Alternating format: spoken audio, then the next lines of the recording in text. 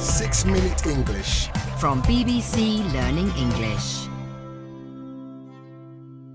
Hello, this is 6-Minute English. I'm Neil. And I'm Sam. Sam, have you considered the future of food much? Well, I think in the future I might have a sandwich in about 30 minutes in the future. Not quite what I meant. With the population of the world increasing, along with the negative effects of climate change and other global issues, we might have to radically change our diets in the future. Yes, I have heard about this. There are all sorts of developments from growing artificial meat to developing insect-based foods. Tasty. Well, we'll look a little more at this topic shortly, but we start, as ever, with a question, and it's a food-based question. In which continent did tomatoes originate? Is it A, South America, B, Africa, or C, Asia? What do you think, Sam? No idea. I'm going to say Africa, but that's just a guess. OK, well, I will reveal the answer later in the programme. On a recent edition of BBC Radio 4's The Food Programme, there was an interview with Dr. Morgane Gay. She is a futurologist. A futurologist is someone who studies and predicts the way we will be living in the future. Her particular area of expertise is the subject of food. What two things does she say she thinks about? As a food futurologist, I think about not just what we're going to be eating in the future, but why. Why that thing? Why that trend?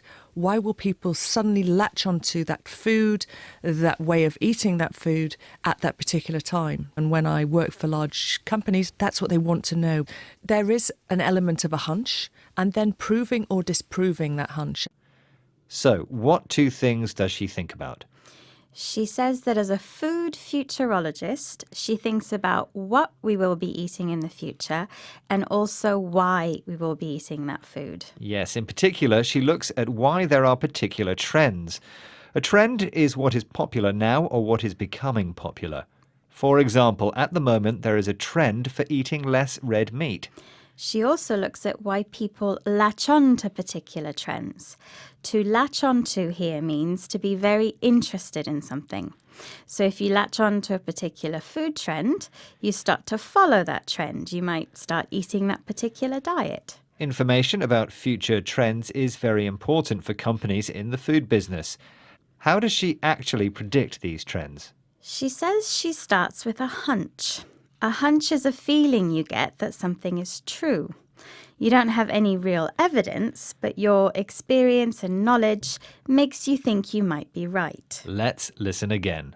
As a food futurologist, I think about not just what we're going to be eating in the future, but why. Why that thing? Why that trend?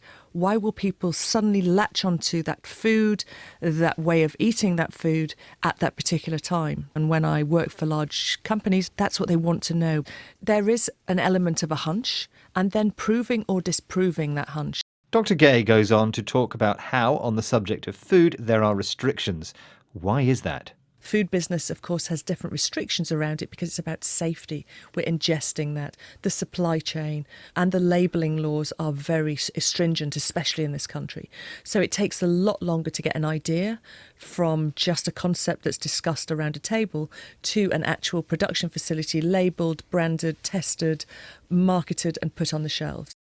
So why restrictions? Well, it's about safety. Because we are ingesting food, which is a way of saying we are putting it into our bodies, it has to be safe. It can be a long process of developing a new food and getting it into the shops because of the need to be safe and meet the laws of different countries. In the UK, she mentions that the food safety laws are very stringent. This means that the laws are very tough, very strict. Let's hear Dr. Gay again. Food business, of course, has different restrictions around it because it's about safety. We're ingesting that. The supply chain and the labelling laws are very stringent, especially in this country. So it takes a lot longer to get an idea from just a concept that's discussed around a table to an actual production facility labelled, branded, tested, marketed and put on the shelves. Right, well, before we review our vocabulary, let's get the answer to the question. In which continent did tomatoes originate? Is it A, South America, B, Africa, C, Asia? Sam, what did you say? I made a guess at Africa. Well, I'm afraid that's not right. Congratulations, though, to everyone who said South America. Right, let's recap our words and expressions. Okay, well, we started with the word futurologist. This is a noun to describe someone who studies and predicts the way we will be living in the future. Then we had trend. This word can describe what is popular now and the way in which what is popular is changing. For example, now we are seeing a trend for eating less red meat in some parts of the world. If you latch on to something, you become interested in it and associate yourself with it. We heard that people very quickly latch on to food trends. Then there was hunch. A hunch is a feeling about something you think might be true, even though you don't have real evidence for it. Ingesting something means taking it into your body, so eating or drinking it.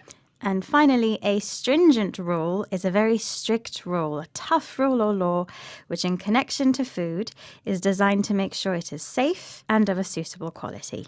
Okay, thank you, Sam. That's all from 6 Minute English. Goodbye. Bye-bye. 6 Minute English. From BBC Learning English. Hi everyone, we hope you enjoyed that video and thank you very much for watching. We have so many more just like it, so if you don't want to miss a single one, make sure to subscribe and we will see you regularly. Hope to see you soon. Bye guys.